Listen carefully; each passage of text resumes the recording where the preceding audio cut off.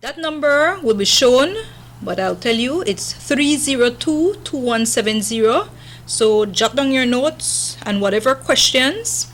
Inform your friends. If they are not around a television, tell them that they can also watch it live on Facebook, the Zenaida Moya Show Facebook page, as well as subscribe to the YouTube channel. It's live on the Zenaida Moya Show YouTube channel. So again, it's on all of the cable throughout Belize, and if you don't have cable, it's on channel 10.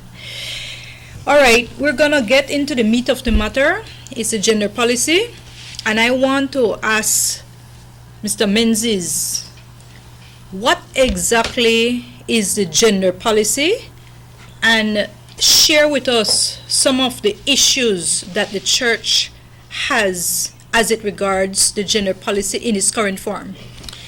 Okay, well, good night, and I'm really thankful to be able to be on the show, be able to share with the listeners and the viewers. As also a member of the commission, the Church State Commission, there are 6 members in the Church State Commission. Yes. The president of the Council of Churches, who is also currently the president of the Methodist Church. You have the bishop of the Anglican Church and the bishop of the Catholic Church.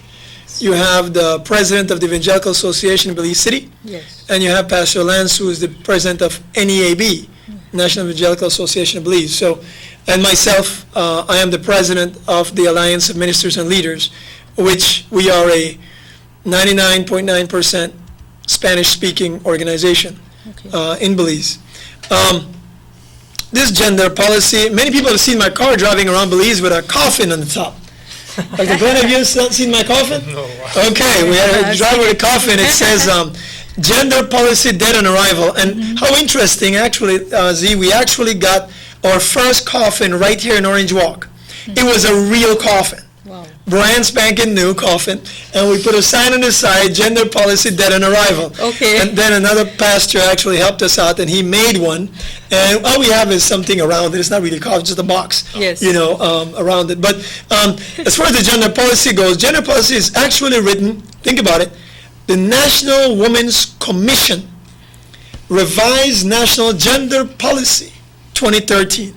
This is for the woman, supposedly. In the beginning, it wasn't. Yeah, But that's what anyway, we'd think. that's what we all thought it was supposed to be for the woman.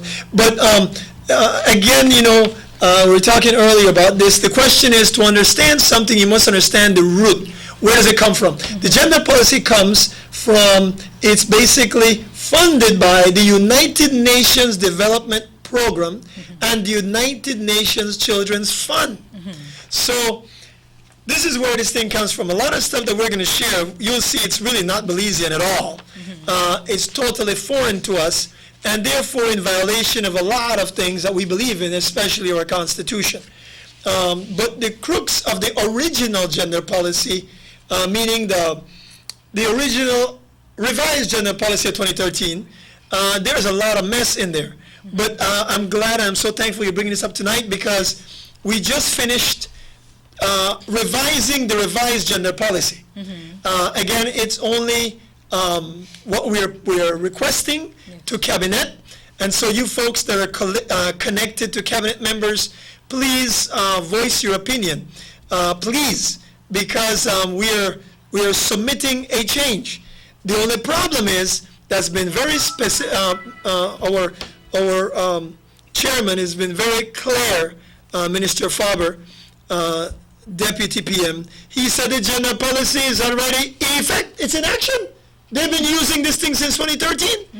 One of the problems is that a lot of Belizeans have been misled to believe that this thing was on the back burner or the hold. No, my friends, they've been implementing this thing full speed ahead. And Marie Williams was very clear, and she was right. They're doing it. So a lot of it is because Belizeans have not been updated, and I do blame, I do blame church leadership for not informing their people that this stuff is going on. But Patrick, most people, and what went out was the fact that it was to be put on the back burner until certain things were put in place. So this this is definitely an eye-opener that certain things are being, I mean, it goes against the will of the people. It goes against the will of the people, but I will defend the Prime Minister. You won't hear me say that too much. But I will defend the PM. The PM did not tell anybody. As far as I know, I am going to hold off and put it in the back burner. I am going to freeze this. The people who are meeting with the PM, Yes. I believe, led us to believe that. Oh, wow. But the PM, I have never heard him say that. And so I will defend the Prime Minister, although we do not see eye to eye. But I will defend him in that you can't blame the PM. He never said we're going to put this in the back burner.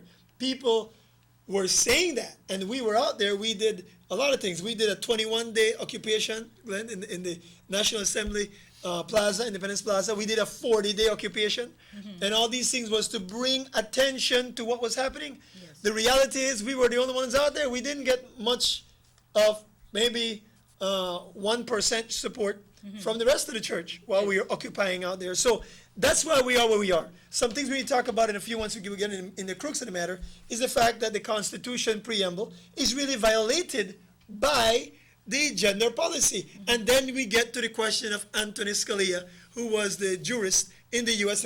Supreme Court, because of the fact that some people, especially one attorney, I won't name, who was on the side of Unabom, some of them believe that the Constitution is a living and breathing document.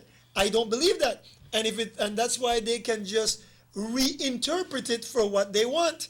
Scalia said it, and I believe that when you look at the Constitution, you must understand the spirit of what it was written as, and you must go by that. And if you don't agree, don't misinterpret the thing. Put in an amendment and amend it if you don't like it. And if you don't like the amendment, amend that one. So it's up to the people to change it, but don't misinterpret the Constitution. And that's what's been happening, especially with August the 7th, the new verdict on August 7th last year. That verdict is a bombshell, okay, from last year, because it completely changes the Constitution. Patrick, and one of the key issues that the people were led to believe would hold back or put on the back burner this gender policy was the issue of gender. What exactly is gender? All right? We want to know, and I know we also have Pastor Corney here with us. So I want to hear his perspective, because then I want to go to Dr. Errington and ask him certain questions. Pastor Corney, what does the church view as gender, and what are your views as a pastor as it regards to this gender policy? Well, what the church views, or what the Bible says, right? The Bible says that in the beginning God made male and female, man and woman. And so I believe that's the only two genders that are out there. God made man and woman, and everybody's born either way. And I believe that where the problem comes is that when people are born and they grow up, that what happens to them, how they were treated, all the abuse, they come to believe that they're not what God made them to. And that's where all the confusion comes in, and that's where the enemy uses this stuff to mess it up. Okay, so there should only be two That's according right. to the Bible. Sure, go ahead. Can I Patrick. read what gender is? Or sorry, well, yes. Remember now, guys, I'm going two sides here, because there is a gender policy that's in effect, and there's one that we are proposing, which should be hitting cabinet, I believe, this week. Okay, this coming week. Yes. So, but the original meaning of gender is this, and let's see if you guys can interpret what they're trying to say.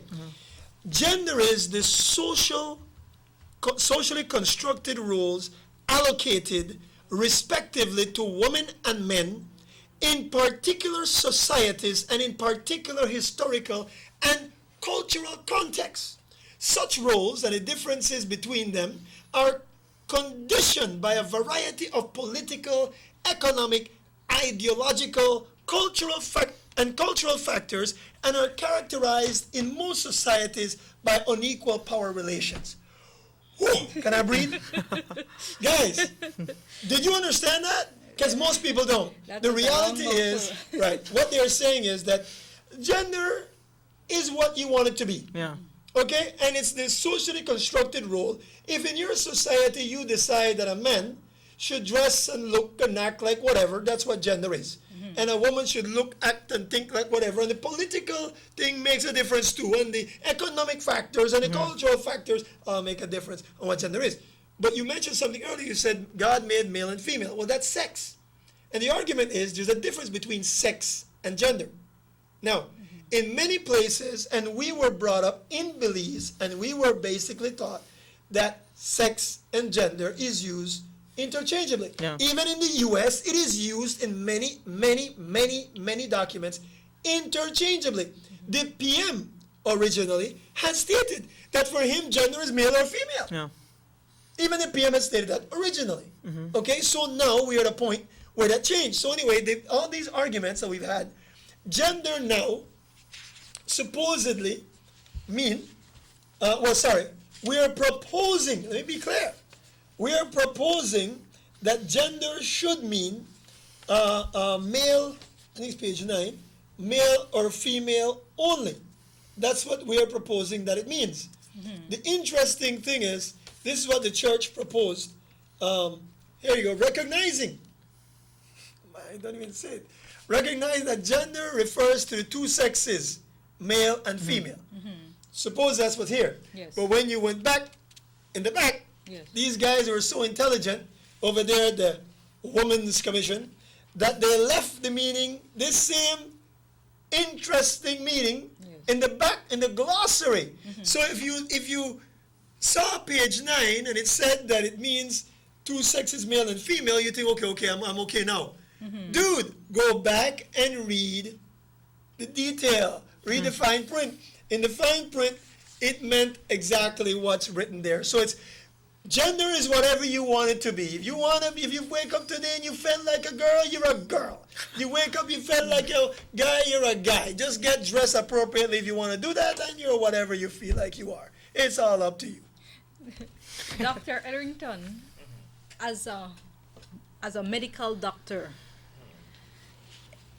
this gender and the definition of gender has been a problem, and that is what has halted for a great extent the support towards the gender policy. And there's many different things in it, because there are certain things that including, of course, regarding domestic violence, including regarding, of course, political participation of women.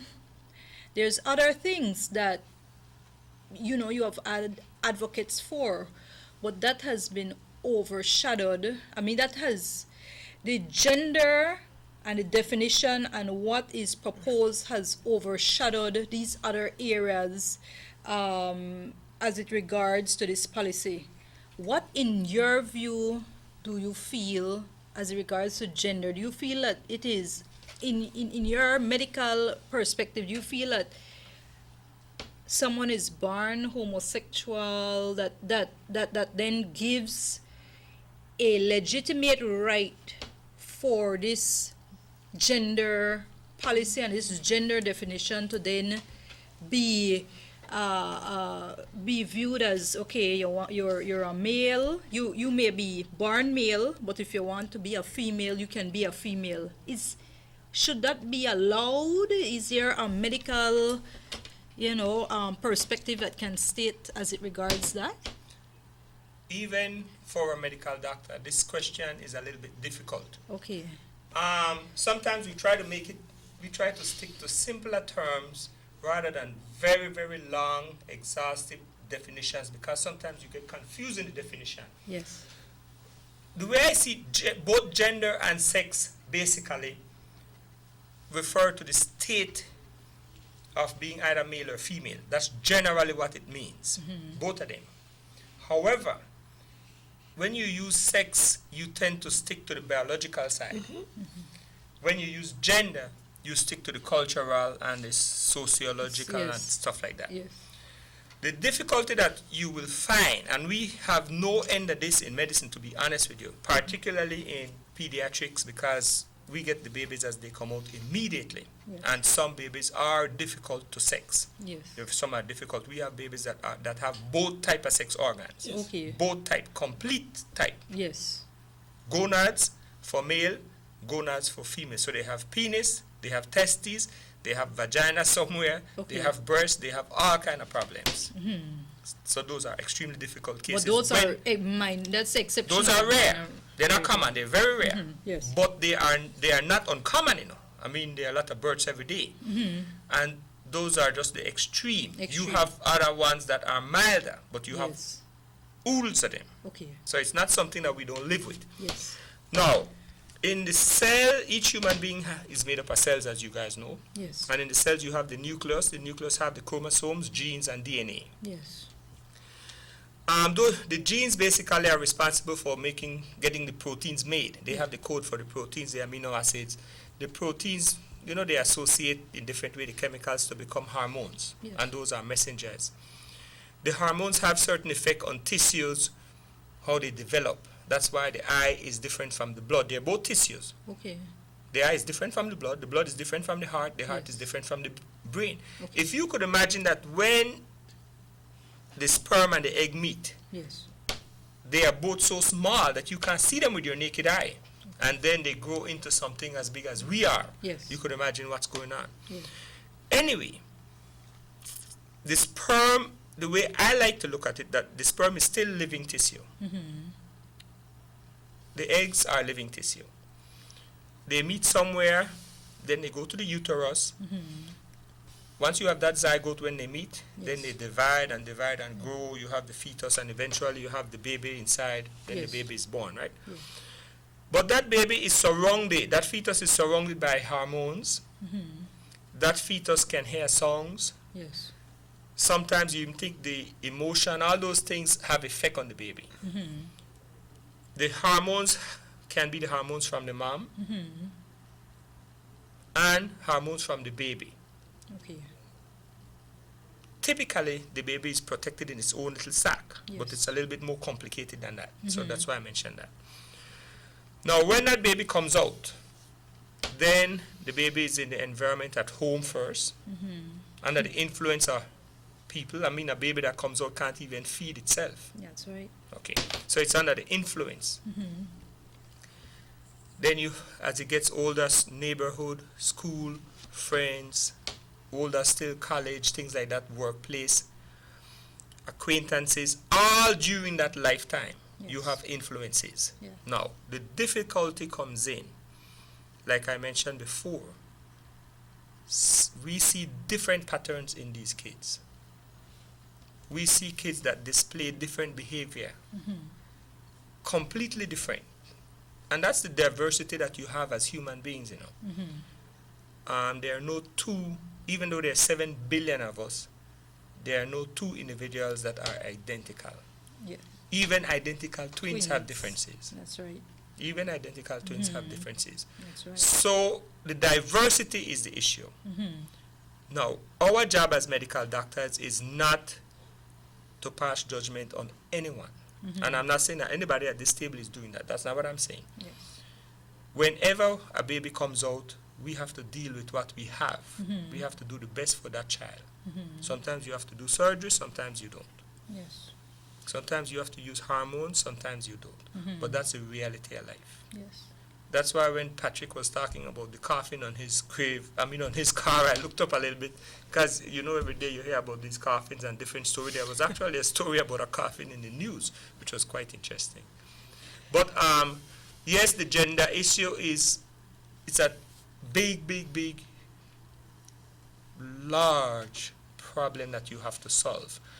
I think what I have noticed over the years is that there's a movement to try to treat human beings equally. But is there a gene? Yeah, is there an actual gene that says, okay, you have that gene, that's a homosexual gene, that's a gene that will make you homosexual? Is there such a gene? there used to be thought that you could find a homosexual gene, and people were looking for it. No, there is no such thing. There are certain, remember we talked about DNA and stuff, there are Yes. certain areas Yes. that when you find certain linkages and certain occurrences, then you could see certain patterns, but you Yes. don't have one gene that is per se, once you have that, your sexual orientation will be this or that. No, that Okay. gene does not exist. Okay, that's very good to know. All right, we're gonna take our first ad break, and when we come back, I have some very excellent questions that I need to be asking. So stay tuned. We'll be right back after these messages. Sending my love to my loved ones. When you need me, I'll always be there. Where you need me the most, I'm there for you, and I'll show you that I really care. When distance keeps you away this Valentine's Day, nothing's more special than sharing a moment of affection. Count on Western Union to be there to make your love truly heartfelt. Cause when you receive this love, you can always rely on me. Western Union, moving money for better. Buying or selling land can be a daunting experience. Don't leave things to chance. When buying or selling land in Belize, seek the professional real estate services of Moya Shepherd and Company Limited. Benefit from our extensive local and international network to find your dream home or to move your property from selling to sold. Our land consultancy services also include appraisals, conveyances, registrations, surveys, transfers, title searches, and the preparation of all other legal documentation and land transaction processes. We are located at 5 miles Philip Coulson Highway. Give us a call at 223-4465 or visit us at www.realestatebz.com.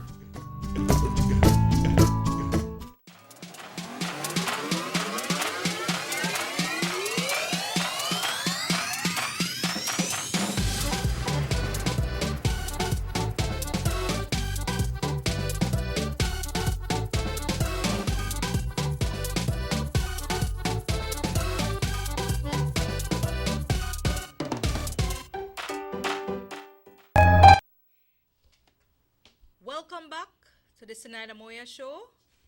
We're discussing the gender policy. We're discussing the impact of the gender policy. There's an article that I had read, and so I'll be quoting from it. Okay? It's a well-written article by Adele Ramos from the Mandala newspaper, and it's from the June 8, 2016 issue, no? Wednesday issue. Very well written, and of course she always does a very good job, very thorough as it regards to utilization of statistics. All right. In this particular issue, she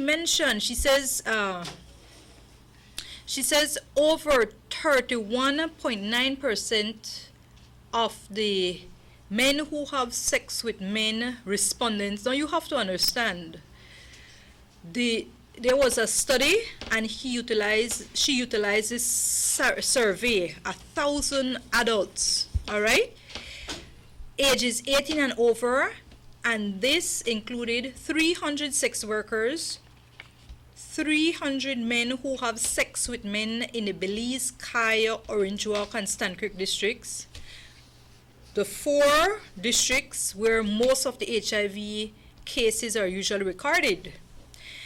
And she informed that the results suggested that the HIV epidemic in Belize could be concentrated among the MSM population. She also mentioned, she said that overall 31.9% of the men who have sex with men respondents said that they had been forced at some point. 8.1% said their first encounter was forced, and 9.6% said that they were raped by other men within the 12 months prior to the study. And of course, she also informs that of the different percentage of HIV prevalence Okay, and she said the most striking finding was an HIV prevalence rate of 31.9% among men who have sex with men. Okay, and that group also have a prevalence of rate of 28% for herpes simplex type 2 virus. Now, these are figures, and she used evidence to support her article. And she also states that the risk of contracting HIV could also be worsened by the fact that some MSM, men who have sex with men, get initiated at a very young age, more than 6 in 10 before the age of 18. All right? And the median age at which MSM began was reported at 16. And finally, she said about 21% of respondents reported that they had their first sexual encounter with a man before they were 15, and another 40% said they had their first encounter between the ages of 15 and 17 years old, right? But the median age they have is 16. So you had mentioned, because I'm going to want to go to Dr. Ellie Warrington and speak about why this high prevalence of HIV/AIDS and STDs among these homosexual, these men who have sex with men, homosexuals and bisexuals. I'm going to want to ask that, but you had mentioned earlier when you were speaking, and you were alluding to the fact that some of these persons, it may have been something that had happened to them, why they turn gay, or however you want to call it. Speak on that. What were you saying? And I just read what was stated in this article. Yes, what I was saying, and I believe, and it's also it's the statistics that we have signed, and what people are finding out is that if you and you know, there is no such thing as a gay person or a lesbian. That gay and lesbian is a lifestyle that they're choosing to live. And so what happens, what I believe, and what we have found out is that most people that find themselves attractive to the same sex has to do with being abused. And I've dealt with some men already, and every single one of them that is living that lifestyle or is attracted to the same sex, we find out that they have been sexually abused by men. And so what happens is, if you understand the spiritual, that when you're being abused sexually from a young age, or any age, sexual abuse comes with a spirit. Okay. And so when you, okay, let's say you were abused by your uncle or your grandpa or a cousin, and nobody knew about it, right? You might get to the age of 17 and 18 and 19, you find out that, heck, there's something wrong with me. I'm attracted to the same sex. What's going on? And a lot of men stay in the closet. A lot of boys stay in the closet. They even get born again. They just don't know what's happening, right? And because of the spirit that came into their bodies, because their door was open to come in, that spirit also, as you find, that also brings the spirit of jealousy and the spirit of death. And that's why there's so much high killings among these homosexuals, because that same spirit that makes you attractive to your same sex, that comes in from being abused sexually, brings those with them. And that's why, and so to me, like, you're not born gay or lesbian. You're born male or female, but because of what happened to you. And then also I believe that many kids, they don't have the father figure in their lives, the boys, and they don't even know how to act as a boy. And then they have friends that come to them and say, oh, you know what, you act like this is cool, and, you know, act like a woman, and then they start doing it. And, you know, they're opening the door again to spiritual stuff that brings them into a place where they don't know how to get out. And so I believe that's why I believe that all the people out there that are listening and have family and friends, that there is a solution. There is a way of helping those people without blasting them, without sending them to hell, without, you know, like doing all this stuff, because you need to understand where it came from. You know, before I go to you, Doc, I wanted to say that when I was attending school, I was doing my bachelor's at Gonzaga University in Spokane, Washington. There was a little group of homosexuals, so guys, no? are very handsome guys, extremely handsome. And I asked one of them, who seemed to be the leader, and I asked him, I said, how come, you're gay? And I said, how come for some reason it's only very handsome guys in this little clique or group that you have? And I don't even think the university knew about this. I really don't think the university knew about this because it's a Jesuit university. And I really don't think they knew and would have condoned it, by no means. But what this guy told me, very handsome guy, he said, all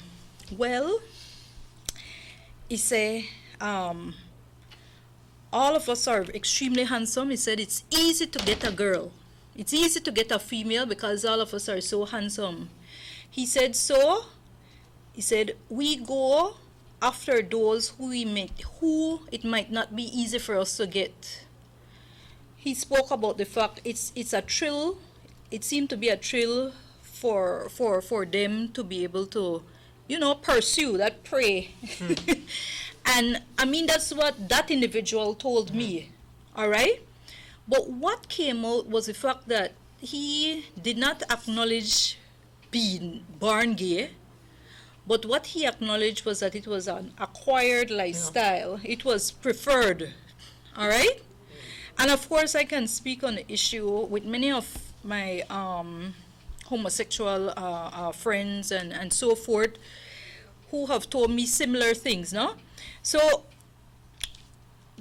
Dr. Errington, in the article by Ms. Adele Ramos, the Amandala article, it's also stated that clandestine sexual relations frequently occur without the use of protection and sometimes under the influence of drugs and alcohol.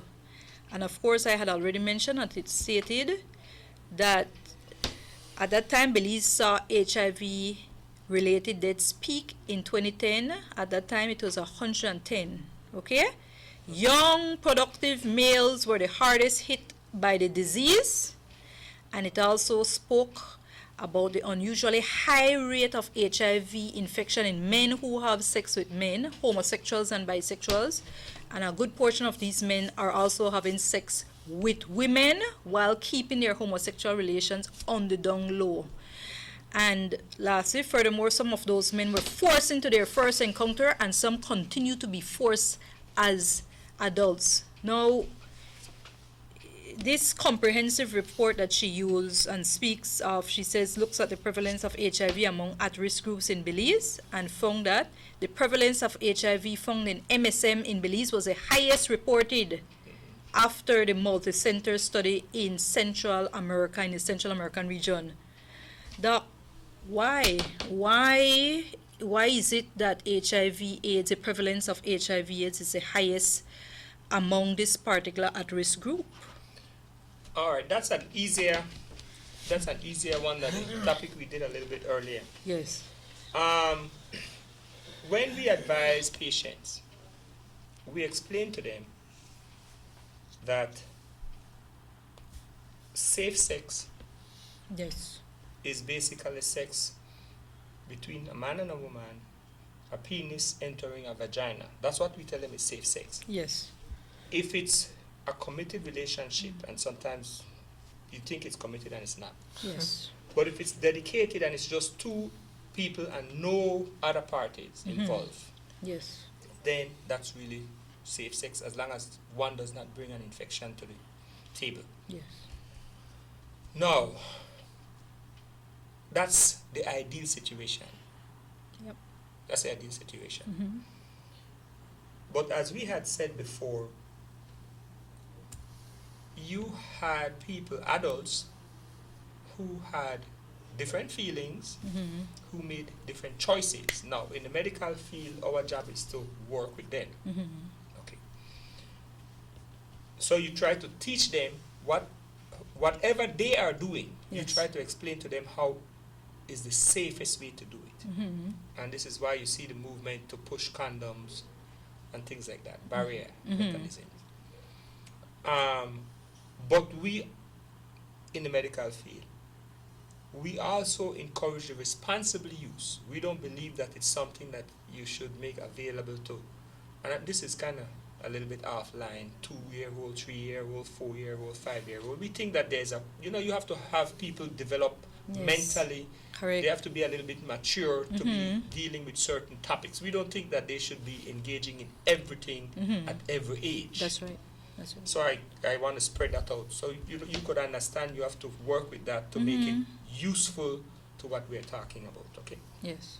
Now, when men have sex with men,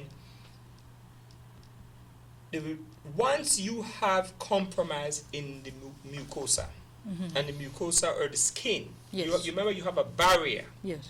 Your skin, your mucosa is a barrier. Some areas are thick, like inside the palms, and the soles of the feet are thick. Yes. Then you have like in the lips, the vagina, the anus, those areas are just very, very thin. Yes. Easy trauma, with the mildest of trauma, you could have tears, fissures, breaks, even drying. If it gets dry, your lip cracks. Yes. That's a break. Yes. And then if the appropriate inoculum, that's the amount of germs, whatever it might be, bacteria or virus or anything gets in there, then you have an infection.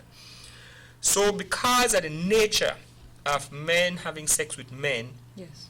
that would produce more cracks in the mucosa. Yes.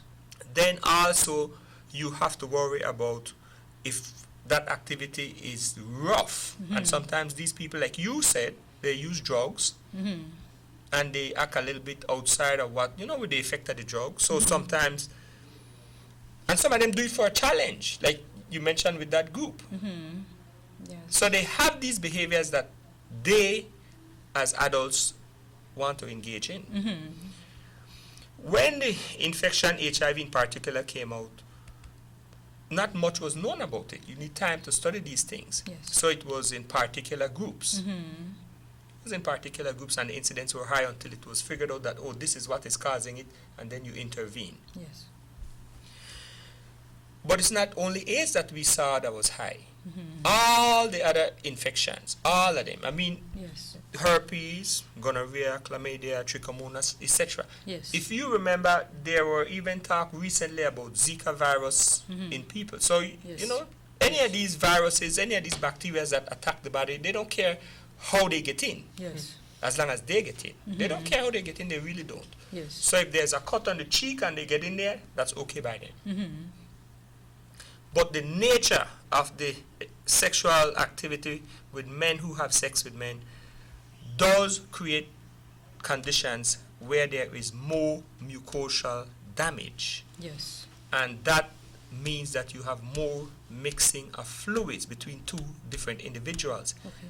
If one individual have infection in that fluid, that is easily transferred to the other person. So that's why the incidence was so high. Okay. Patrick, you have thoroughly studied this gender policy, and there are certain issues. I mean, you've been speaking on it, but there are certain issues that you feel that ought not to be taught to our children at a very young age. Dr. Hinton mentioned about certain things, man. Certain age, and the teacher pick them about certain things. You have to protect them and all that. And we're not saying you keep your picnic dumb. That's not it. But there's certain things for every different level as you grow. You understand? Because some people might not be able to handle dealing with certain things. Speak to us about some of the issues that you feel this gender policy may be proposing as it regards to even our children, and that may be off than what the church believes should be put forward. Well, before I get in that detail of the gender policy, I do need to remind Belizeans that we've been on the media a lot talking about this thing, but a part of the problem wasn't only the gender policy. It was the HFLE manual, which is supposedly completely out of the schools now, and we're thankful for that. That HFLE manual had called on page 99, had declared, Dr. Glenn, that there are 3 ports of entry for sex: the mouth, the vagina, and the anus.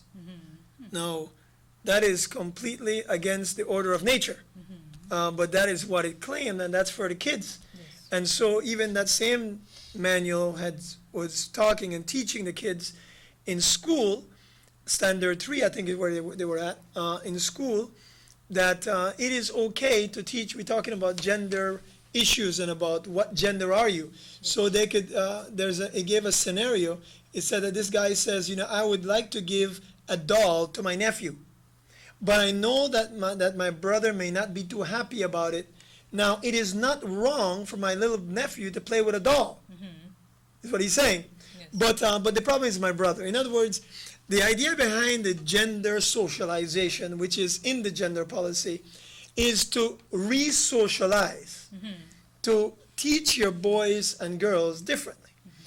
Something mentioned by someone at one of our meetings, someone high in this women's department thing, was that, well, if any book that does not, and it's in the gender policy, if a book does not promote positive gender relations, okay, they will take that book out the schools. And I said, well, give me an example. I said, can you give me an example of what kind of book? The person said, well, if there's a book that has only women cooking, we'll kick out the book, because men should also cook. If there's a book that has only women changing diapers, we'll get rid of the book. I said, okay. I said, what if there's a book that actually has or teaches young men that later on they will be basically the head, if you want, if it be the head of a woman, that basically, he would be the one giving the orders.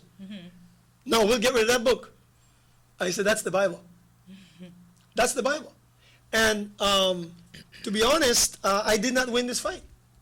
And so therefore, Belizeans, I strongly suggest you contact your Minister of Government if you're a UDP, because it's cabinet that will approve this manual.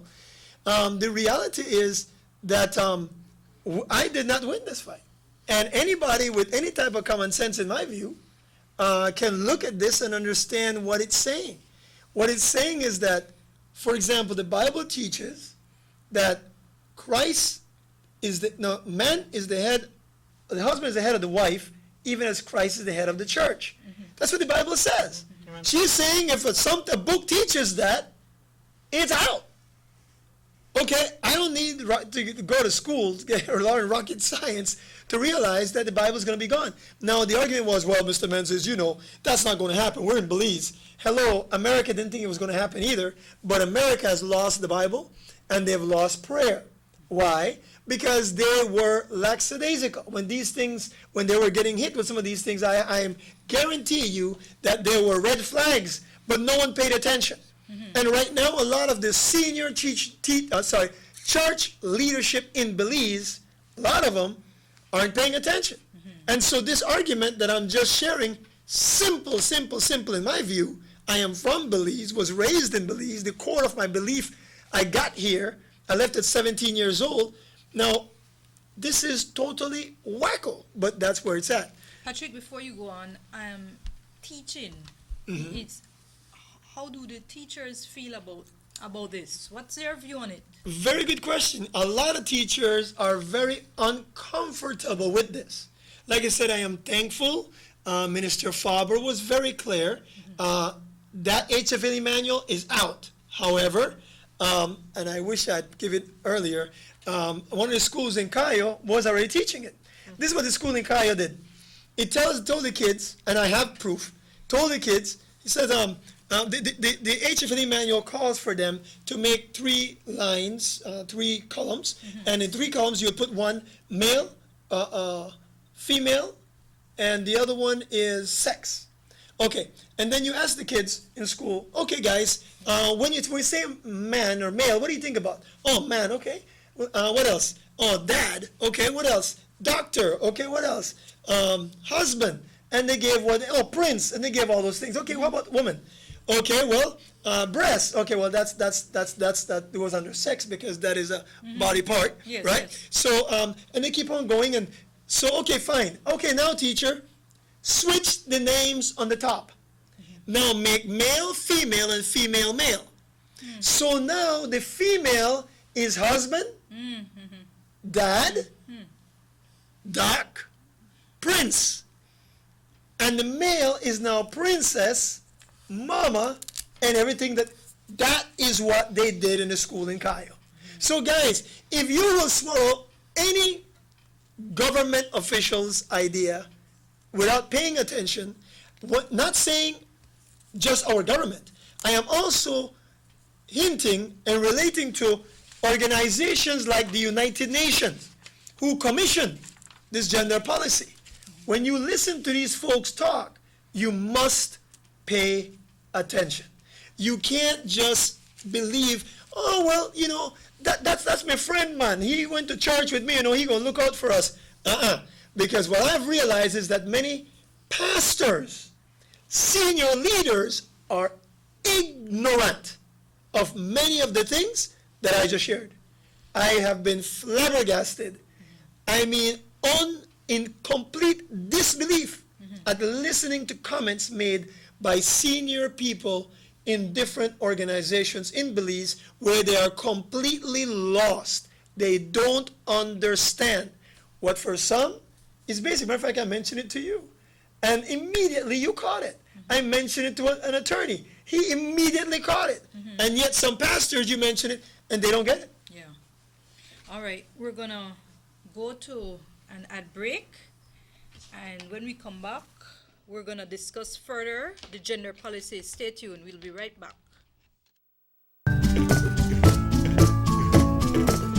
Buying or selling land can be a daunting experience. Don't leave things to chance. When buying or selling land in Belize, seek the professional real estate services of Moya Shepherd and Company Limited. Benefit from our extensive local and international network to find your dream home or to move your property from selling to sold. Our land consultancy services also include appraisals, conveyances, registrations, surveys, transfers, title searches, and the preparation of all other legal documentation and land transaction processes. We are located at 5 miles Philip Coulson Highway. Give us a call at 223-4465 or visit us at www.realestatebz.com. The circle starts with solid support and a smile. This is real life. With its ups and its downs. This is going the extra mile. And the feeling you get when you can help someone along their journey. Through the twists and turns, we're here. This is Western Union, making sure your support reaches its destination. This is Western Union, moving money for better.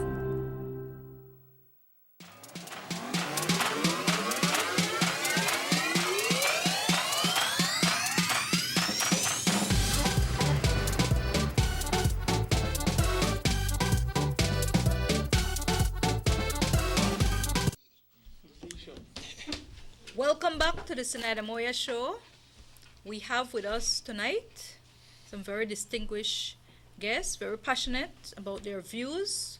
We have on my right Pastor Corny Dweck. He's the pastor of Life Church Belize, situated on the Farbers Road in Belize City. We have Pastor and an activist, I must say, Patrick Menzies, and we have Dr. Glenn Errington, a medical doctor. All right. There are certain things that the gender policy we're to be speaking on, and well, there are certain things that have been very dear to me. Because it's an area that has also affected myself and a lot of my colleagues. And its opportunities as it regards to female. And in the past, when we heard of gender, a lot of times it was related to, or it was expected to be related to, opportunities or disadvantages as it regards to to women. For some reason, instead of hearing about opportunities and advantages and a move and a shift towards equity for women, the gender policy has been based to a great extent to shifting our focus on LGBT, lesbian, gays, bisexual, and transgender, right? It's I mean, for a lack of a better word, it's almost as though it has been hijacked. Yes. It's been hijacked for that agenda versus for us women, and I have to speak, I'm the only woman here, but we make up over 50% of the population, and a lot of us, and I have to speak on the women, I have a daughter, I have sisters, mother, I have lots of friends that are women, that are girls, young girls in school, and there are certain areas that needs to be focused on them, all right? So I want us to understand why this affects everybody. Now, of course, the violence against women should definitely be a focus that needs to be dealt with. Opportunities and a way out, a safe way out for these women and her children when she is in such a situation. That should be one of the key areas that we should be listening to and hearing about. Opportunities and equality as it regards to even when young women go out and they go to seek jobs, that they are looked at fairly as long as they are qualified, that they earn the same thing as a male would. Those have to be way up there as it pertains to priority opportunities to these young girls. Opportunities and equality also to support women in leadership position and leadership as it pertains to representation in the political life. Now, for some reason, we don't hear a lot about that. So that's an issue that a lot of us women take issue with. Now, we have focused a lot on the gender, and for some reason, maybe it has to do with that LGBT, maybe they're a bit more passionate about their push, more so than probably some of us women in our push. Maybe that's it. I don't know why their agenda seems to be ahead of women's agenda, and that's in my view. Any person from the Women's Commission or anyways can say what they want. I'll tell you reality on the ground. That the women should be the focus, and I don't believe they are. You can say all you want that there's an envoy and all that. I'm telling you, women's issue ought to be right up there, and I don't feel it's right up there as it regards to this gender policy. However, we need to deal with that issue. And Corny, I wanted to say this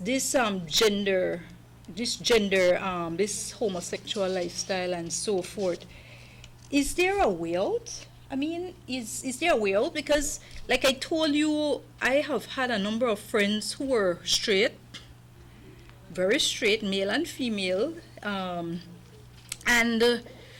I've had a lot of female friends, a number of female friends who, they were heterosexual, they had boyfriends, husbands, common law, and things went bad, and they turn out, whether they were cheated on or physically abused or whatever, they've turned out that they don't want any further relation with men, all right? And then with certain males, some of them were straight. I have a friend, he died a little while ago, and he was straight. As a matter of fact, this was a young man who was crazy over me, but he was straight, and then he went to the US and was around certain people, and he said, it just happened, So I want to know, is there a way out? I mean, do you feel that if some of these homosexuals would want to move away from that lifestyle, is it a way out, or should they just stay around their community and just say, okay, well, I'm that,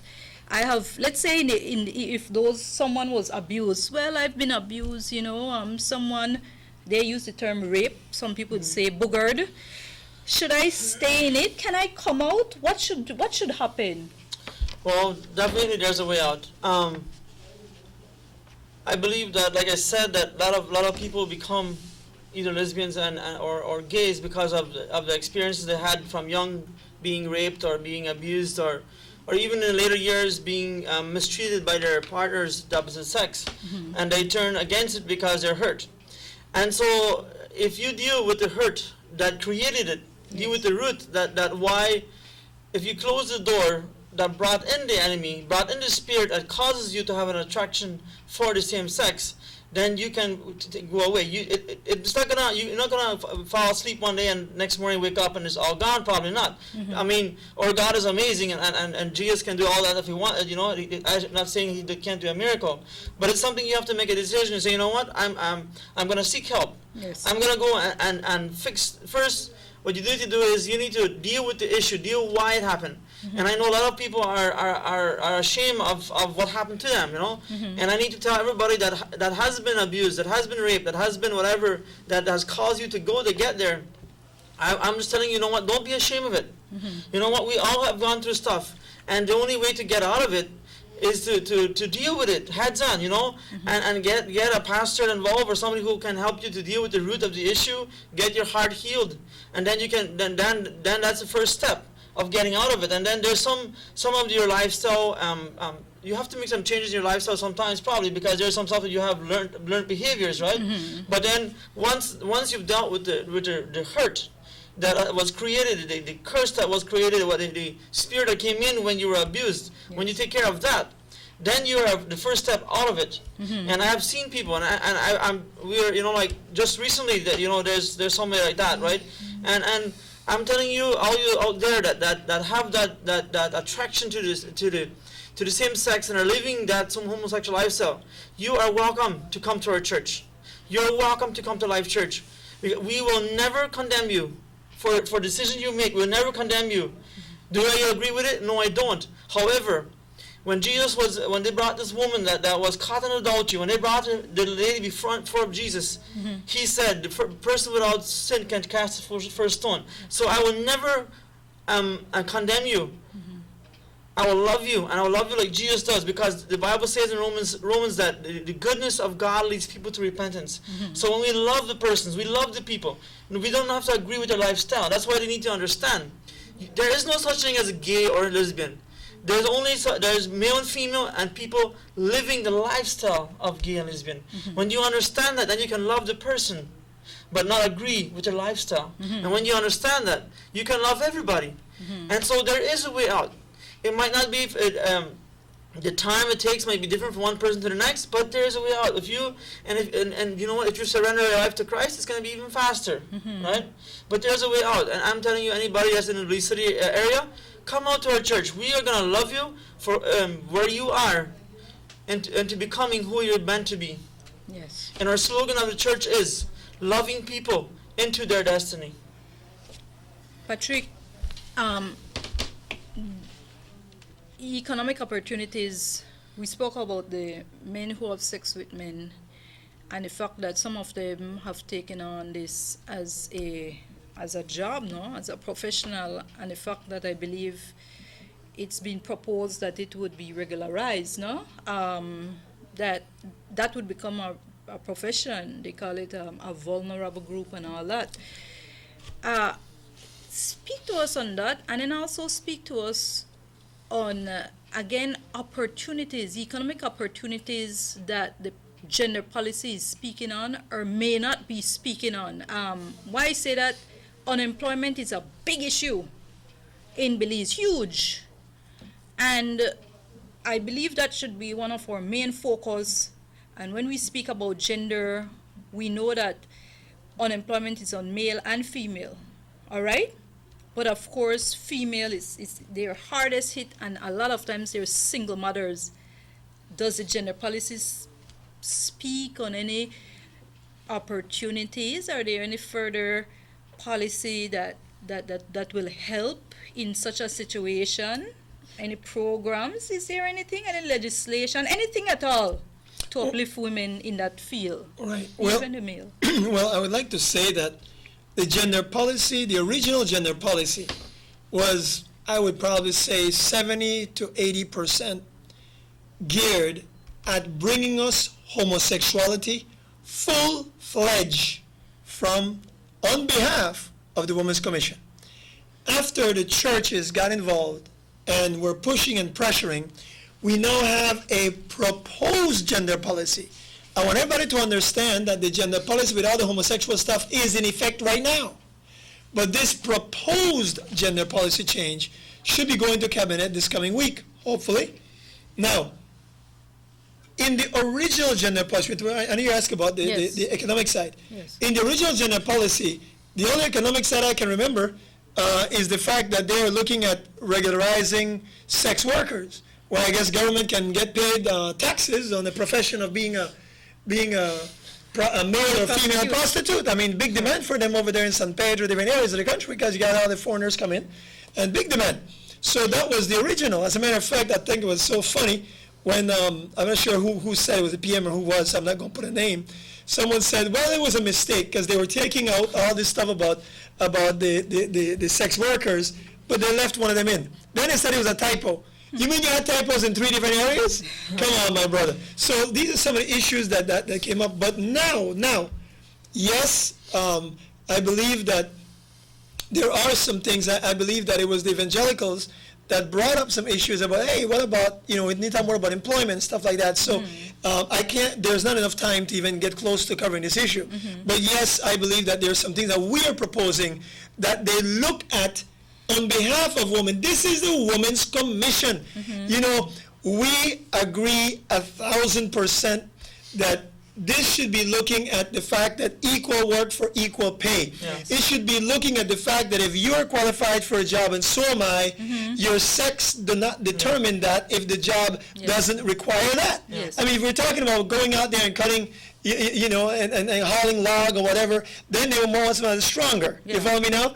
And that probably wouldn't be fine. me either. But the real deal is that, yes, I believe that some of the things in the gender policy now are looking at that. There's something I do want to mention that really hit really hard, and it's that originally, one of the things they were talking about is that page 41 was develop and monitor the implementation of a legal framework. Listen to the terms now. Legal framework. They make laws and support structure that promotes the more equitable sharing of parental duties among women and men as a strategy for enhancing women's participation in political life and leadership positions in private and public institutions.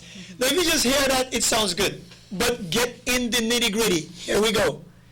They will be creating and monitoring and implementing laws and a support structure that will promote a more equitable sharing of parental duties among women and men. Originally, they're talking about in your home. So basically, what that means, if you are married and you have a baby and you decide, guess what, I want to go back into politics or something, then you can tell hubby, guess what, Johnny, your deal is that you will take 50% of the duty. But I'm working. Well, you find out what you're going to do. But it's 50-50 from here on out. And if you don't do that, I will sue you. I mean, thank God we've been fighting this, and this is there. So this hasn't been changed. We are proposing a change, okay, that this be a strategy for political life and leadership position in private and public institutions. Make sure we don't talk about the home, because originally it's for the home. So there's a lot of crazy things, and I'm going to have to cut, but I just want to mention a couple of things, if I may, Sure, if I can. I'll also want to ask you about the medical provisions. Okay. The medical provisions that are sufficient, being geared towards a mother or a woman who will need it, or because I know that there was something directly towards MSM. That's the It's focus. all The gender policy mothers. focus is about MSM. And one of the things that we are pushing for, especially the NEAB, the National Evangelical Association of Belize, Pastor Lance and Scott and that group, a lot of things that they were coming up with is very positive for women.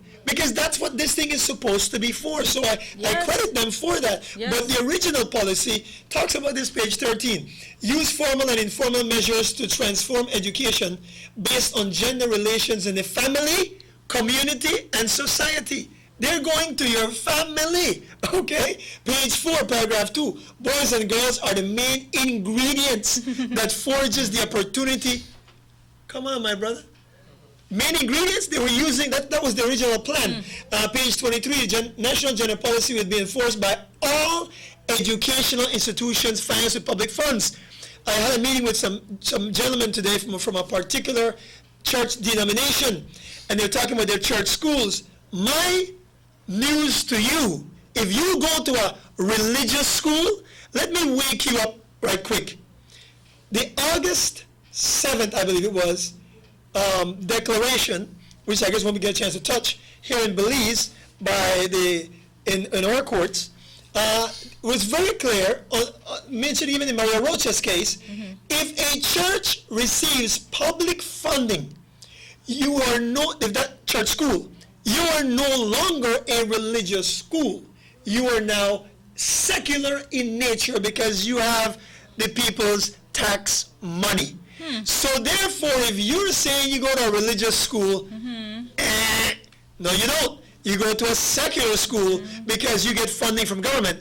And that's why I totally disagree with Minister Farmer's push, very big push, on telling churches, you can't start that school. You can't start that school. Although by law, a church has the legal rights to do so. He is saying, if I don't agree, you won't.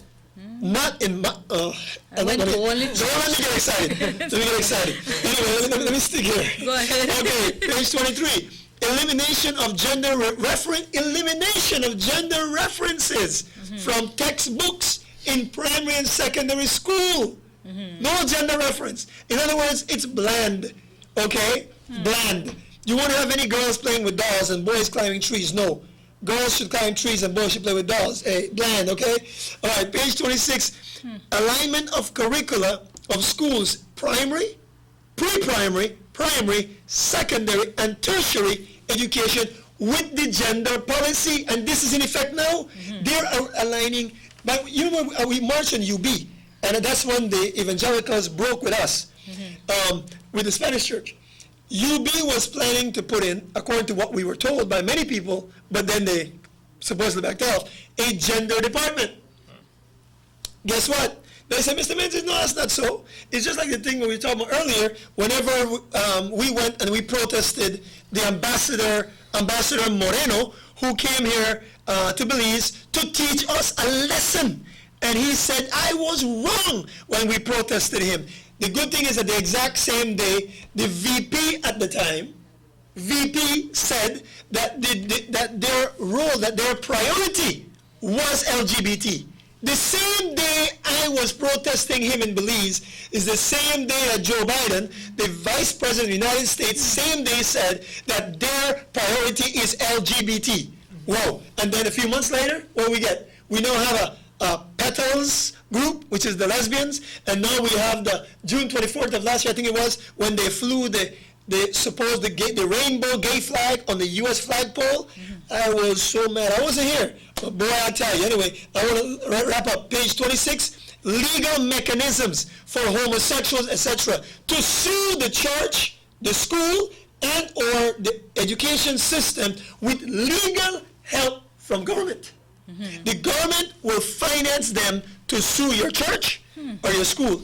I wanted to remind people, in Honduras, the pastor that was sent to jail, let me tell you what his sin was. The pastor prayed. He was praying, not preaching against anybody. He prayed that his people, the people of Honduras, will not vote for a gay nor a corrupt politician. And that prayer landed him in jail. So the thing, guys, and by the way, it was mentioned by, at the time, a person that I really admire, who was our AG. She mentioned that we need to be careful with hate speech at one of PM's press conference last year. Hate speech? We've never heard of hate speech. So guess what? If you say you're homosexual and homosexuality is a sin and God doesn't approve of it. If you preach against it in Canada, you go to jail. So in Belize, that's where they were headed to, especially after the 7th of August. I will remind Belizeans, since I'm wrapping up, and really this is my wrap up, honestly, I need to remind Belizeans that the law that changed on the 7th of August, that law in Belize that was changed is very, very powerful. And that's why, of course, it was appealed, but it's there, it was appealed. The law basically stated that sex now means sexual orientation. That's the meaning of sex. And the judgment was based upon the fact that we have to adhere to international law, and one of our laws puts us underneath international law. So therefore, very scary stuff. A lot of people don't know what Section 53 says, so I want to quickly read it, because people make statements. I've heard pastors make statements. That's not Section 53. Section 53, what it says is that every person who has carnal intercourse against the order of nature with any person or animal shall be liable to imprisonment for 10 years. Please, folks, this is not Section 53 of the Constitution. It is Section 53 of the Penal or Criminal Code, which is Chapter 101 of the Laws of Belize. The Constitution is Chapter 4. Now, the change to Section 53 is simple. It says, this section shall not apply to consensual sexual acts between adults in private. So if in private, two men are having consensual sexual acts, that is not what this is talking about. So if you do it in public, then it's a problem. But in private, that's the issue. Again, of course, that was appealed, and also the Chief Justice mentioned the fact that sex will no longer mean, is not just sex, but sex also means sexual orientation. He says, I accept these contentions to the effect that the word sex in Section 16.3 of the Constitution is to be interpreted to extend to sexual orientation. Wow. That is not what our drafters meant. That is not what, so in other words, what? Because our laws are subjected or are less than the international law. The international law decides that all people of color should be burned at the stake. Well, then we need to accept that too. Come on, this is totally mind-boggling. But that's where we are right now. All right, we're going to go to an ad break, and when we come back, the lines will be open. You'll get to call in, and the number is 302-2170. Stay tuned. We'll be right back after these messages. The circle starts with solid support and a smile. This is real life, with its ups and its downs. This is going the extra mile, and the feeling you get when you can help someone along their journey. Through the twists and turns, we're here. This is Western Union, making sure your support reaches its destination. This is Western Union, moving money for better.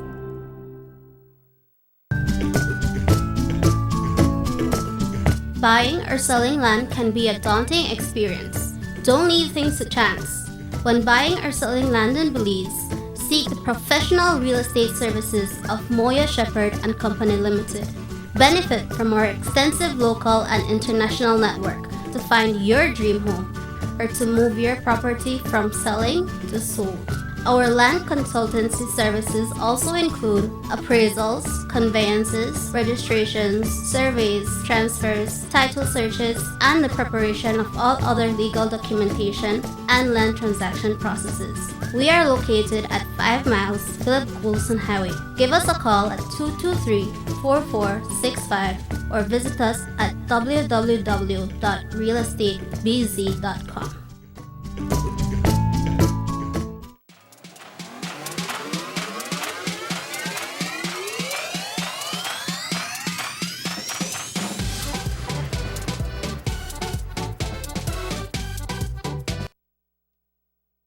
Back to the Zenaida Moya show.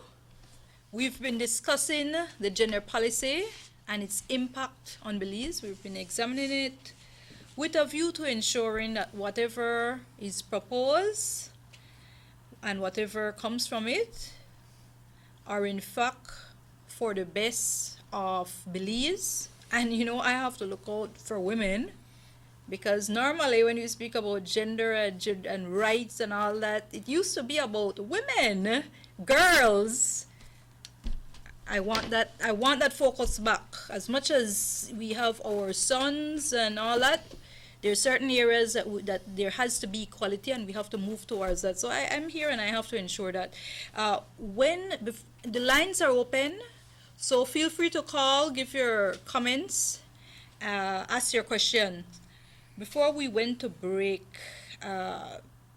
you quoted actually what was said by the Chief Justice, and you said that what he said, I accept these contentions to the effect that the word sex in section 16, subsection 3 of the Constitution is to be interpreted to extend to sexual orientation.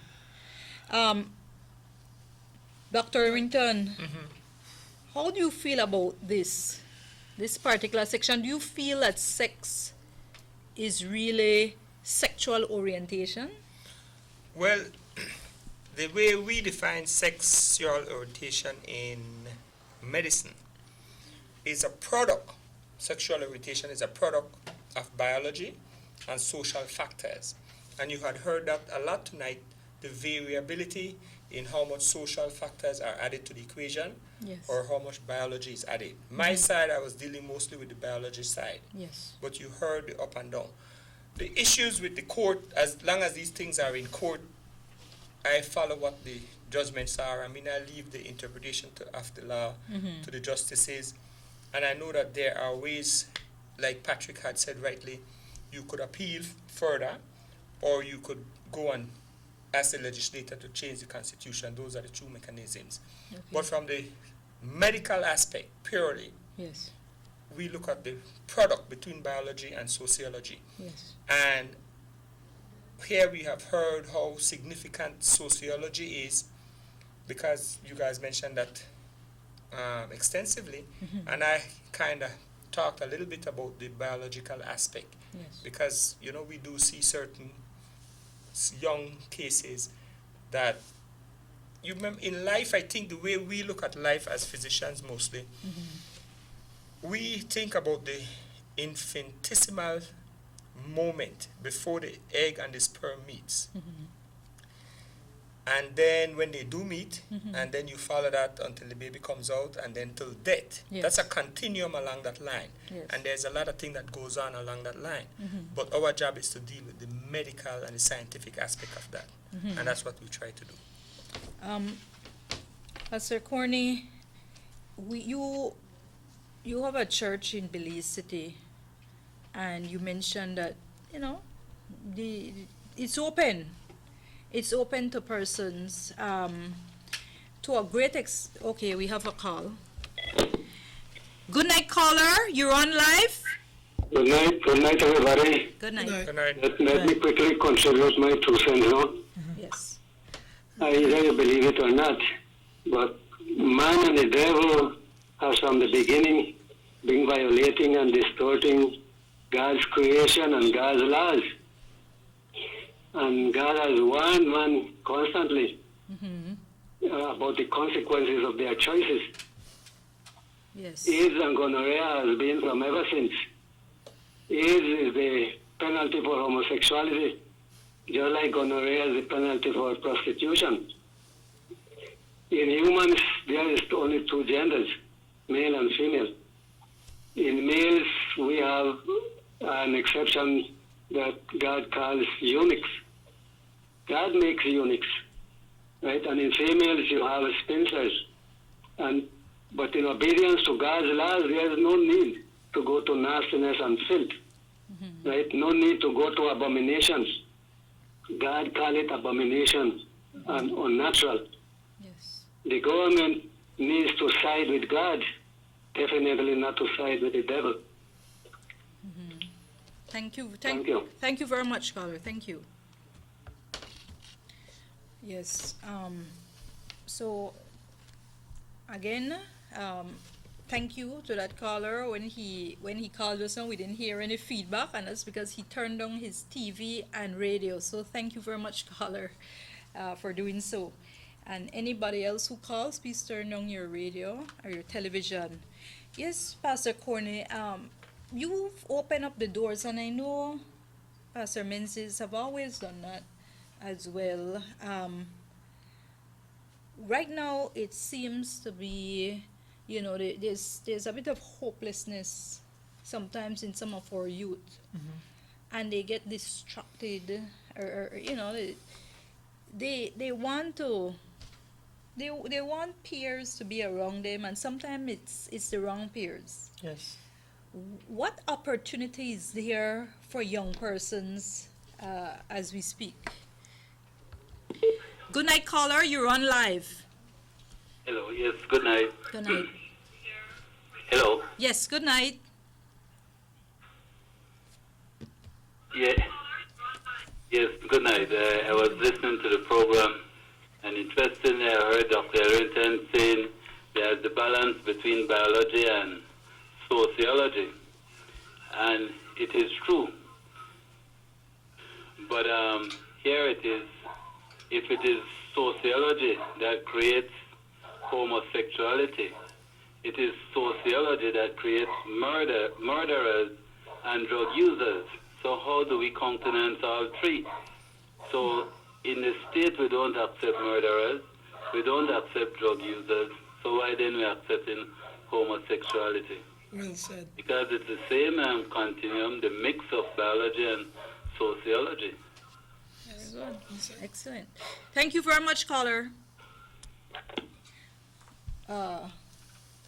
Dr. Elrington? Oh, yeah, that's a good point. I mean, that's my good friend, Dr. Pitts, and I'm glad he's calling in. Yes. Okay, hi, Doc. He hear had from done you. extensive work with the AIDS clinic. Yes. Oh, he had done extensive work with the AIDS clinic. And then, as you guys had mentioned, there seemed to have been a shift from what was the original agenda, which was to prevent infections and to treat infections. Yes. Now, he rightly says that in sociology, there are a lot of things, not just murders, not just drug use, there are many, many, many other issues. Yes. And I mean, that's why human beings are human beings. That's why we are so different from the lower animals. Yes. We do a lot of things.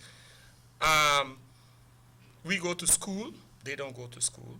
We go to church, they don't go to church.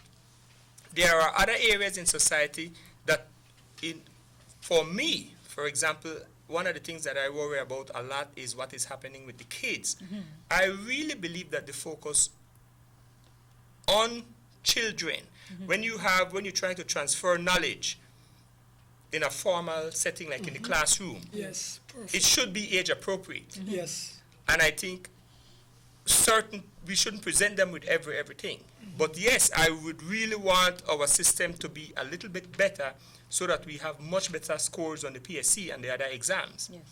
I would want the socialization at home, the socialization in the school, Yes. and then outside of the school to be so effective that people don't participate in activities like murder, drug selling, and all stealing and all those other things. Now that's a whole another topic for you, because if you remember, when that baby first comes out, that baby is helpless. Yes. How come at 15 that baby is jacking somebody?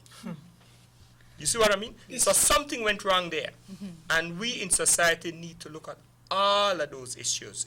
I never take the simplistic view that it's just one line I'm looking at. That's the wrong thing. Yes. It's much more complicated. It's a web. It's a connection. Yes. And you have to deal with it effectively. If you don't deal with it effectively, you have terrible PSA rates. Yes. You'll have crime out of control. You will have people who are not functioning in their jobs or in the community. Yes. When we came in tonight, we were impressed about coming in through the door Yeah. and how peaceful and things like Yes. that. and we compare that maybe this wouldn't happen in some other places in the city. So that might very well be. Yes. Dr. Pitch probably suggested to you, without knowing it, that we should discuss socialization in the community as a topic one day. Yes. That will cover not only sexual activity, Yes. not just smoking, not Yes. alcohols, not crime, Yes. but everything else. Yes. When we were small, I think we were a little bit busier because we had to go to Cub Scout, we had to play a little bit of games, we had to play marble, football. You did a lot more stuff. Yes. And the discipline. People don't mention those things. I think we kind of hinted at that a little bit earlier when we said that when somebody made a choice, they just let that choice go. Some people even encourage the kids in certain things that were not healthy or safe for them. Yes. You see what I mean? Yes. But if you have the structure in the society that something was right back in the old days, in the 60s or the 50s, where you could fall asleep at the foot of the big bridge or at Augusta Kwan and nobody bother you all night. Something was right. Yes. Maybe we need to look back at those things. I think discipline is an important point too. But I'm glad that he called in because he gave us a very, very good idea for us to look at maybe socialization in the society. We maybe need to look at what is going on. Maybe things aren't, we are not doing the things we used to do. And we're seeing the consequences. We're definitely seeing the consequence, and that's what I had alluded to. Well, specifically as it pertains to opportunities, there were certain things that were available back then, and it's not available now. Belize City, we're really jumbled up on each other. It's a lot of what we used to do back then. You'd have the young persons have games. They used to go to Girl Guides. I have to throw that one in. The girls used to go to Girl Guides, the boys to Boy Scout and all that. No, you have a little bit of persons even accessing those very important opportunities. Lack of opportunities may be there, and in some instances there are opportunities, but the parents don't know about it. So very good that we definitely will have to discuss that. Now, gentlemen, I want to hear your closing comments. Let me start with you, Pastor Corney. My closing comments. This whole subject, this whole thing with choices that we make in life, and the choices that you make has to do with information that you received, right? You're not going to make a choice that you don't know about, right? And so I believe it's very important that parents teach their kids biblical values and moral standards. And so I want to reach out to all the people in the Belize City and Belize area that if you're looking for a place to be a family, a part of a family, a church family that's going to teach not just your kids, but your kids and you as adults as well, the moral standards and biblical values, and teach you how to live right and how to get rid of all these problems that we have and to deal with the hurts and just be a part of a family that reaches out to each other. Come out to Life Church and check us out. Because like for me, I grew up in Spanish Lookout, and when I grew up, we had to get up at 5:30 in the morning. Me and my brother, between us, we milked 7 cows with the hands. We had to feed 2,000 chickens and 1,000 hens, and then we had to learn 2 to 5 scripture memory verses, and then go to school at 8 o'clock. Be there, right? And coming home at 3:30, we had to do the same thing over again. And so we had never time to idle. I had never had an idle mind, right? But now in the city, you don't have all that, right?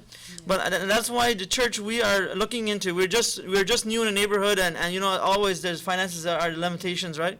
But we want to reach out to the community. We want to reach out to the neighborhood and give the youths something to be a part of bigger than themselves. That's going to be positive. That's going to teach them to become leaders in society and to walk out their God-given destiny and to feel good about who you are, you know, because I believe that you can never reach the max of potential. You can never reach the full joy in life unless you walk out the God-given destiny.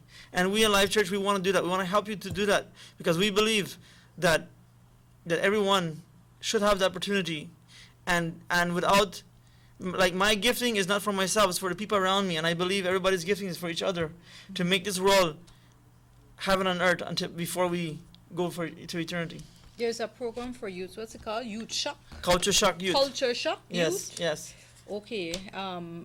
Tell us a little bit about what's happening with Culture Shock Youth. Yes. And I know that Life Church Belize has a Facebook page. That's right. And I believe a website. Yeah, we have a website. We had a website, but we are doing a new one. Thank you to Raymond Shepard and Zenaida Moya. Yes, we have a Facebook page called Life Church Belize or Culture Shock Belize, Belize Culture Shock Youth. Why we call it Culture Shock is because we want to shock the culture that it can be fun for youth to serve Jesus. Right. Good night, caller. You're on live. Good night, everyone. Good night. Good night. Night. The subject discussed tonight has been discussed for many years now. One of the pastors said that when the world began, God created one man, one woman. That's the Bible reading. But, you know, it's kind of difficult to comprehend that because I don't know who was born before Adam and Eve. You know, it looked like an author or a scribe was made before to record all those activities. But anyway, that's for the church to discuss. One of the other things they mentioned about sex, and this word sex affects a lot of people when they go apply for a job. Some of the applications have sex. I mean, some people might get rude and say, yes, please, when they ask them the sex. Yes. It's supposed to be male and female. Yes. This gender thing now, confusion, very confused us, I would say, to a lot of people, including to me. I discuss this with a lot of my friends whenever we meet by the school because I take my child to school every day. Apart of that too, Mr. Patrick said that he read out of a paper that the wife could sue the husband if he don't do 50% of the household chore. Well, he probably wake me up a little bit because my daughter went to a hammock and had for me to go and rock her, so I hurried and rock her to sleep. Well, my daughter is sleeping now, so that's why I come and call you. But I think that shouldn't be in that book because how can somebody tell me what I am going to do in my house? The government not buy my house, they not build my house, they not pay me to stay at home to do my chores and lose my job. No, man. That I agree we want the best for women, but women have to be very careful what they're putting down on paper. The board election is coming up next year. These people will pass whatever is given to them in the house, and we remind those people, remember we pass it in at the house so you know the board election will come up. We don't want that to happen. One other thing too, the word gay. In the old days, when you tell somebody, boy, you're very gayful today, that means he's married, he's happy, he has bright colors on. You know, and nowadays when you tell somebody gay, they look for punch you down. Because, I mean, the word gay is known for homosexual. Of course, the Webster Dictionary has that gay could be used for homosexual as well. But you can't use it to tell somebody he is happy for the day again. No more. So they need to delete all the happy and merry and bright colors that come with gay out of the thing and only leave homosexuals. Period. Miss Moya, women, I have seen this personally. Women have turned the domestic violence individual in many homes across this country. I have experienced that here with some people I know, I mean, man, their husband even can't peep through the door because they don't haul them back by short collar. I will tell you the truth. Yeah. That is true. I mean, look at the lady 1 year and a half ago that stabbed the husband to death. They claim domestic abuse. They don't even care on the court. Simple as that. I mean, it's happening too much. Women have become abusers of men. If you not empty your wallet to me, you will get slapped. Or give me the key for the car. That's mine. You use bicycle for go to work. Or walk to go to work. I see this happen. Yeah. The subject is far-ranging, and I hope Mr. Patrick read a book. Let some people know that certain things in there will affect a man's life. It will affect the man. They call women want equal rights, equal pay, equal everything. But when you give a woman a job, equal pay as the man, you will holler for the man, please come move this chair for me, it's too heavy. Please come move this box off of the shelf, it's too heavy. Then I want to tell the man, please go help me collect my paycheck. Caller, you're correct. If you're correct, when we were driving up, I was speaking about, for example, at the airport, there are certain women that I have seen. They were paid, like in the U.S., they're paid to be able to, what you call it, get the luggage off the carousel, but they're baggage handlers. They're unable to lift up the suitcase, so they just let your suitcase fall down. I was saying those people, yes, you want equality, you know, when it comes to jobs, but those jobs women are unable to do, so they ought not to be giving those jobs to people, because all they're doing are destroying our suitcases in this case. So I fully agree, there's certain areas that women ought not to be doing. Right. You know, they have the Russian women. Oh yeah, I spoke Russian about women, German women. Jewish, the from Israel women. Brazilian, Amazonian. These women drive military tank, fly military jet, carry bombs on their shoulder. I don't understand why all the other women they can't do it. Here in Belize, a woman can't even lift the lipstick where you want to paint the lips. A lot of women do very hard work. I'll be upfront with you. I come from a family where very hard work. We lift lots of stuff from when we were very young, lifting up heavy boxes and sack of this, sack of that, because our father brought us up like that. But I understand what you're saying. That book, whatever they were published, I don't understand who wrote that book. I don't understand what consultation was done with different groups throughout the country. Well said. I mean, there are so many groups throughout this country that could have had an input. Well said. I know. I don't get it. So much thing is written here in Belize. One of the next thing too, let me mention this. Yes. Whatever the United States does to its citizens, Belize seems to be adopting some of those things, like the LGBT. They have adopted that from the U.S. because the U.S. passes a law, they go married, etc., etc. So Belize City gone that way as well. They adopt too much things from outside instead of looking at our own lives. They call us third world country, then let's act like that for a while and be mild and meek and genuine in what we do for the people of this country. Yes. You know? Yes. I have a wife. My wife chop the yard around the house. She cleans the yard, she cleans the drain, she pick up the garbage. She take care of the dogs, and I do the same thing along with her. She the chop one side, I the chop the other side. We the rake the side, she the rake the side, and we lovingly do our chores at home. So I hope that law, whatever law they want pass, that the wife could sue me. It don't scare me already. Because only rock me, baby, can sleep tonight. Anyway, good night. Thank you very much. Thank you.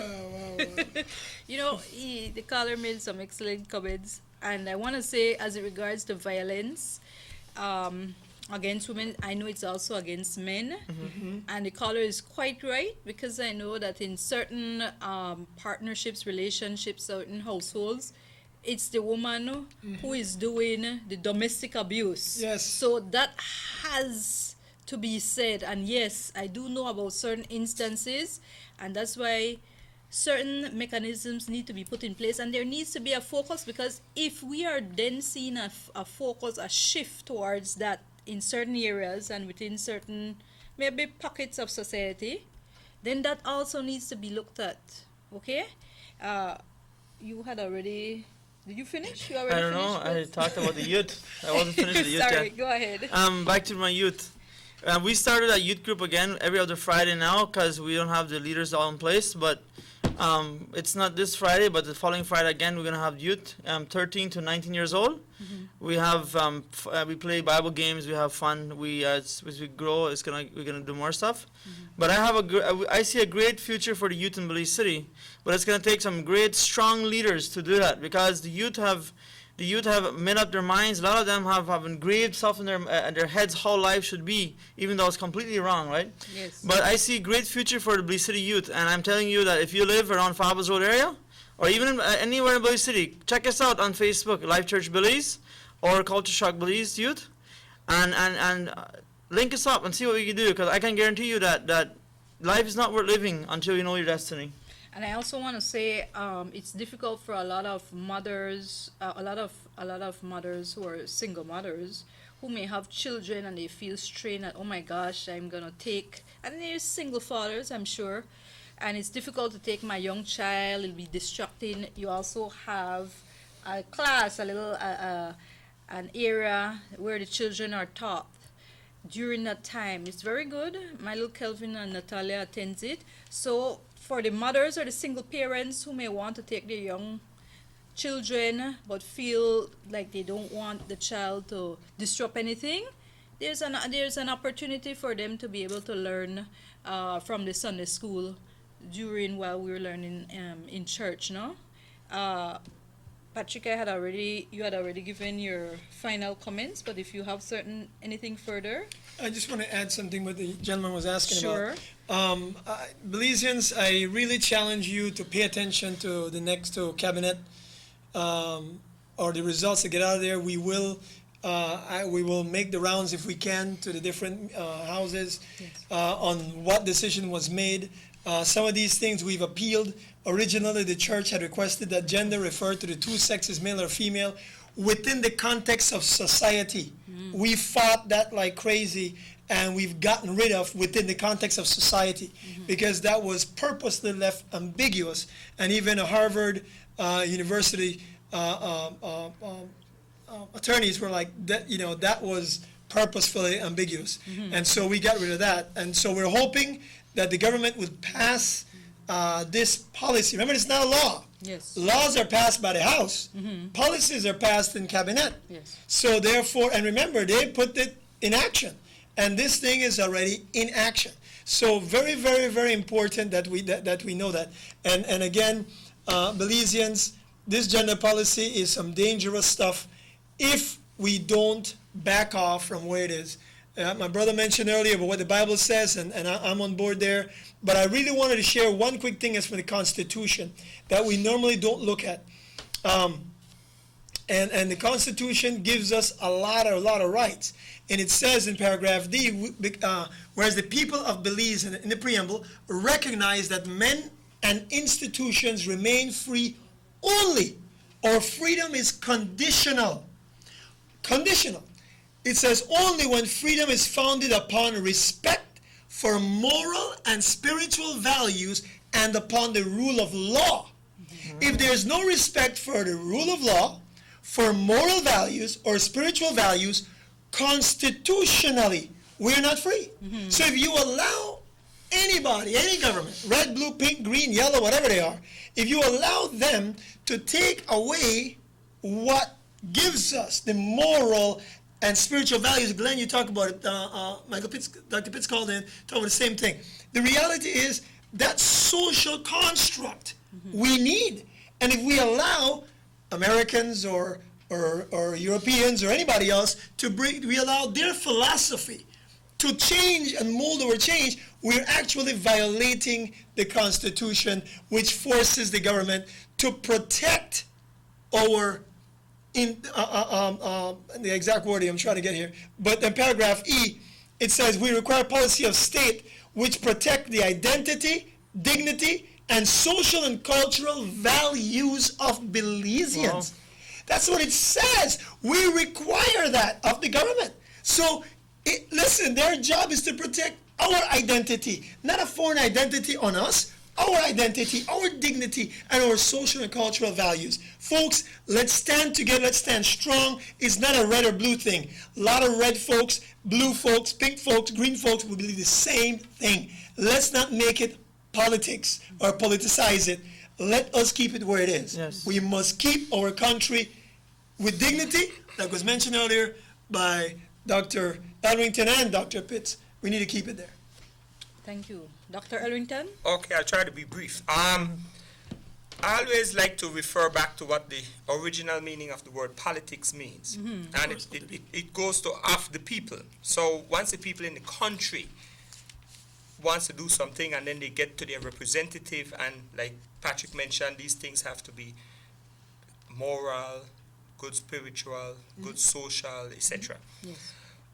There's a commercial out there that I had seen. I'll rephrase it. It says something about the best way to prevent AIDS is not to discriminate.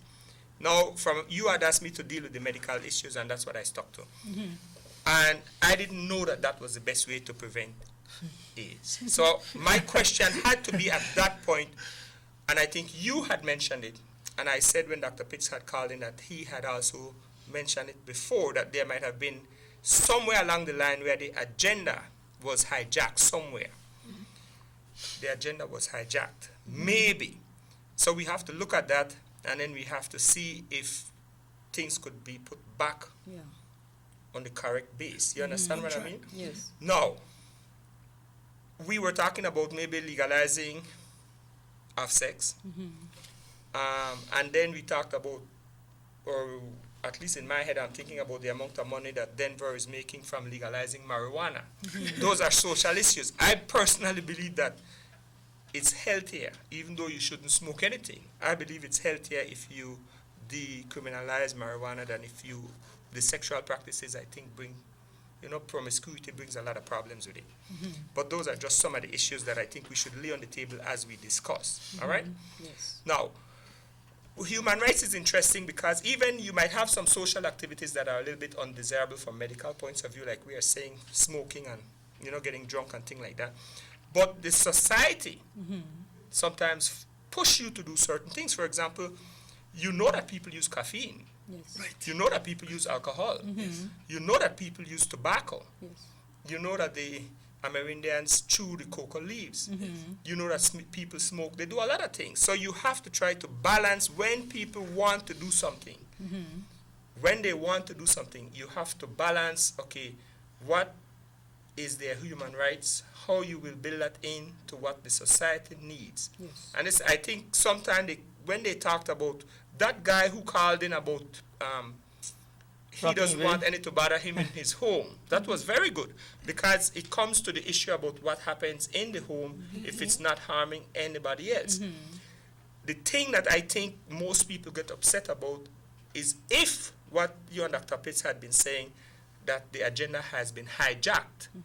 And there are some group out there who wants to globalize something, internationalize it, put it out everywhere to people who are 4 years old, 5 years old, who probably should not be in that mess. Then you have to deal with those people and convince them otherwise that maybe that agenda, the way they're pushing it, is not proper. Whenever we talk about human rights, you remember we had some extensive problems in the past which really came down from Western Europeans and their greed, this is my word, for resources and wealth. And they stole the whole Western hemisphere from the Amerindians. And it was terrible. They passed some terrible laws. They did some terrible things to the Africans. So we as people who have been through those experiences, yes, we have to be careful when people come to us and want to push something down our throat. We have to ask, why do they want us to follow this agenda? So true. What is behind Yes, it? sir. I'll end with that. So true. Wow. All right. It's been a very lively topic, informational, educational, and of course, empowering. Patrick is trying to get you out there, and Pastor Corney as well. We have to do that show, Dr. Errington, that Dr. Pitts was recommending.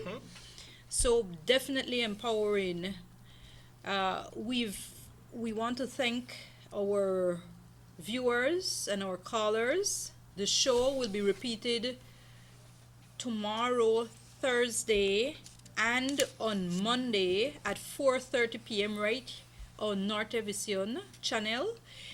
It's on all cable, every single cable, and of course, if you don't have cable, you can watch it on channel 10, and you can watch it on the YouTube channel, the Zenaida Moya Show YouTube channel, and the Zenaida Moya Show Facebook page. It's posted on there. Thank you to our guests. Thank you very much. Welcome. Thank you to Zitra International, Moya Shepherd and Company Limited, and of course the station Norte Vision for supporting this initiative. I want to thank the production team at Norte Vision for being here with us and for ensuring that this show was a success. Thanks always to you, the viewers, and to Kelvin and Natalia. Thank you for inspiring me to do this show. I want to invite all the Girl Guides, the Brownies Rangers. Again, you have Thinking Day Mass service right at All Saints Church this Sunday at 1 p.m. So parents, you can take your children out there and you can join us in the Mass. They'll be in uniform and we'll be joined by the Scouts and the other uniformed groups.